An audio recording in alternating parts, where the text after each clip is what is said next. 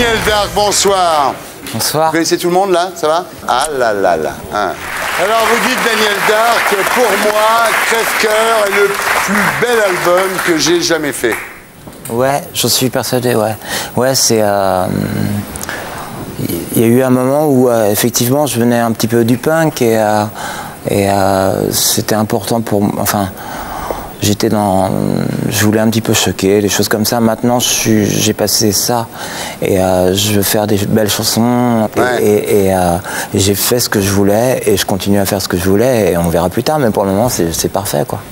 Alors le problème avec vous, je pense, c'est que à l'époque, vous avez eu un énorme succès avec Taxi Girl, qui était un groupe un peu synthé, kraftwerkien, comme ça, un peu électropop, quoi. Ouais. Alors que vous, en fait, vous êtes un vrai rock'n'roll hero avec ce que ça comporte de tailladage de veines, avec ce que ça comporte d'injection d'héroïne, oui, un peu comme Iggy Pop, disons. Ouais. Et le succès que vous avez eu, c'est avec un groupe un peu clean. Ça a été un malentendu, mais je l'accepte complètement maintenant. Moi, je voulais dire, oui. Okay. Alors, voilà, vous étiez au sommet avec Taxi Girl, et puis votre rencontre avec l'héroïne s'est passée un petit peu comme dans un film, quoi. Vous étiez backstage au Rose Bonbon, la fameuse boîte de l'époque, et puis un jour, il y a un mec qui arrive comme ça et qui vous dit quelqu'un veut quelque chose? Ouais, et moi je suis vraiment... j'ai appris récemment... Je pensais être timide, mais on m'a dit récemment que j'étais phobique social. Ouais. Donc ça m'aidait, parce que les interviews, tout ça, je pouvais pas répondre. J'étais complètement bloqué, quoi. Et puis je me souviens très bien, on m'a mis une aiguille dans le bras, j'étais en train de vomir, et déjà je me suis dit, bah, ça y est, j'ai trouvé le truc. J'ai trouvé ma raison de vivre. Ouais. Et voilà, quoi. Donc il a fallu du temps après pour que je comprenne que bon, il n'y avait pas que ça et puis que l'amour était vachement plus fort que ça et bon, plein de choses. En plus, la première fois c'est gratuit, donc. La première fois c'est gratuit, puis bon, il y a la fameuse lune de miel, c'est génial. Je dirais, c'est évident que personne prendrait de l'héroïne si c'était mauvais. Ouais. Mais comme je dis toujours, au début on en prend pour être bien et après on en prend pour pas être mal. Pour pas être mal, bien sûr. Alors vous, ça a duré 15 ans quand même l'histoire. Hein. Ouais, une quinzaine d'années, ouais. Et puis grave, quoi, 5 grammes par jour, c'est beaucoup quand même. Ouais, 5 même plus, ouais.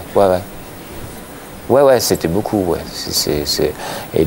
J'entendais Guillaume Depardieu qui a fait 6 overdoses. Moi, j'ai dû faire ça en 6 mois, quoi. Enfin, vous avez fait 20 overdoses au moins, là? Oh, je sais pas, je compte plus. Hein. Ouais. C'est qu'on aime, on compte plus, je sais pas. Ouais. Il n'y aurait pas eu votre mère pour vous en sortir? Ma mère m'a vachement aidé, ouais. Ma mère vachement. Alors, vous dites en parlant de ça, d'ailleurs, quand on a une overdose, c'est pas du tout le white flash dont on parle dans les chansons de rock'n'roll. C'est des claques de pompier dans la gueule, quoi. C'est pas si drôle que ça, finalement. Ouais. C'est horrible, c'est horrible. Une overdose, vraiment, c'est dégueulasse, quoi. Non, il n'y a rien de beau là-dedans. Hein. C'est ce qui a détruit Taxi Girl, parce que déjà, Pierre Wolfson, il en est mort, lui, il est mort d'une overdose. Ouais. Et puis les autres, Laurent, Stéphane, ils sont partis à cause de ça? Stéphane, le bassiste, a repris des études. Maintenant, il est astronome ou un truc comme ça. Et Laurent, bien sûr, il est parti au Vietnam pour décrocher, mais bon, c'est pas le meilleur endroit. C'est peut-être pas le meilleur endroit, À la fin, vous vous retrouvez à deux, quoi, avec Mirwais. Avec Mirwais, Et c'est, à mon avis, c'est ce qu'on a fait de mieux. Enfin, musicalement, quand il y avait juste Mirwais et moi, je crois que vraiment, c'était ce qu'il y avait de mieux. Il y a un album énorme produit avec Burnel qui s'appelle Seppuku. Seppuku, Un album génial. Mirwais, il s'en est sorti, alors lui, extraordinairement bien, parce que maintenant, il fait toutes les chansons de Madonna. Ouais. Et il produit, il fait les chansons de Madonna, mais il le mérite complètement parce qu'il s'est enfermé dans un studio pendant 5 ans, 10 heures par jour, il travaillait, et je trouve ça génial, quoi. Je suis très content. Ouais. Alors, à part votre mère, qu'est-ce qui vous a permis de vous en sortir de la dope? Moi, je ne crois pas qu'on puisse arrêter la dope pour quelqu'un d'autre, même si c'est la femme qu'on aime ou quoi que ce soit. Ça n'existe pas, ça, c'est des conneries, ça. On arrête parce qu'on se rend compte qu'on... Moi, mon truc depuis le début, c'est quand même écrire. Et je pouvais plus écrire. Je pouvais plus écrire, dites ça. Je pouvais plus rien faire. Vous dites, ça m'a sûrement aidé à écrire des trucs. Mais en fait, il y a 99% des cas où je jetais le lendemain matin ce que j'avais écrit la veille. Jésus vous a aidé? Dieu m'a aidé, enfin moi, j'ai la foi. Traitait directement avec le Père, mais... Ouais, ça fait directement avec le Père. Vous dites le christianisme et le rock'n'roll sont les dernières formes d'honnêteté? Ouais, je le pense. Sincèrement. Alors, au départ, vous êtes juif par votre père, catholique par votre mère. Hein. Ouais. C'est déjà pas facile. Alors, pendant la guerre, votre grand-mère paternelle, Madame Rozoum, est morte à Auschwitz. Isabella Margolin, elle est morte à Auschwitz. Elle était à Dachau, ensuite à... Votre père est obligé de se cacher, évidemment, en Normandie. Ouais, mon grand-père aussi. Et à la Libération, votre mère a été poursuivie pour intelligence avec l'ennemi. En fait, elle est tombée amoureuse d'un médecin de la Wehrmacht, qui n'était pas du tout nazi, qui était là, qui était en France, qui était obligé, parce que sans ça... D'ailleurs, il a fini en Sibérie, parce qu'il n'était pas nazi. Ouais. Et voilà, elle est tombée amoureuse. Alors, on peut prendre Arletty, hein, mon cœur est français, mais mon cul est international. Ouais. Et puis, elle était vraiment amoureuse, quoi. Ouais. Alors, récemment, à la télévision, on a vu Iggy Pop dire qu'il aimerait bien retrouver une femme et faire un enfant, et vous? Moi aussi. Ah ouais, ouais. Bien sûr, mais je ne sais pas si c'est possible encore, parce que, voilà, j'ai 44 ans, et je peux faire peur, peut-être. Mais bien sûr, je rêve de ça, ouais. Ouais, bien sûr, je rêve de ça. Donc tout ça maintenant est terminé, t'es un mec bien?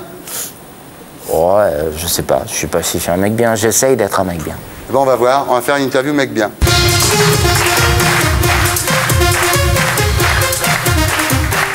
Daniel Darc, est-ce que vous allez régulièrement à l'église? Je vais au temple. Ouais. 18 rue du Faubourg du Temple, non? On y va, le 23 mars.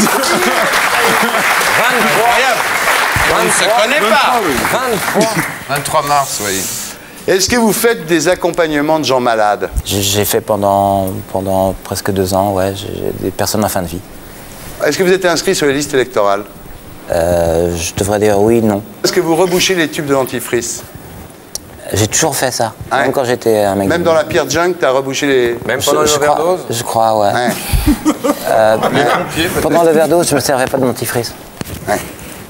Bah oui. Est-ce que vous regardez le journal de 20h sur TF1?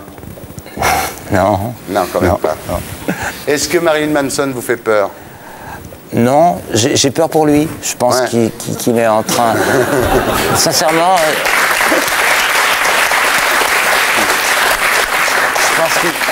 Je pense qu'il se trompe complètement et qu'il joue avec des choses qu'il ne contrôle pas. Et il ne se rend pas compte de ce qu'il fait. Laurie, elle est sympa, non? Ah ouais, elle est pas méchante. Hein. Ouais, c'est sympa. Ouais. Faut voir. Julien Lepers aussi, il est sympa? Elle n'est pas méchante non? Il n'est pas méchant. Il n'est pas méchant non plus, il est très bien. Ouais. Finalement, les radars, ça peut économiser des vies, non? C'est pas mal? Ouais, c'est très bien, très bien.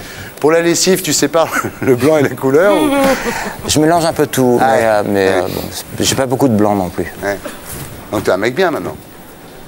Mais c'est quoi un mec bien? Je sais pas. Ouais. J'essaye, je te dis, j'essaye de pas faire de mal. Voilà, est-ce que c'est ça être un mec bien? J'essaye de pas faire de mal. Et pour être sûr de ne rien rater de Inarditube, abonnez-vous et mettez un pouce bleu.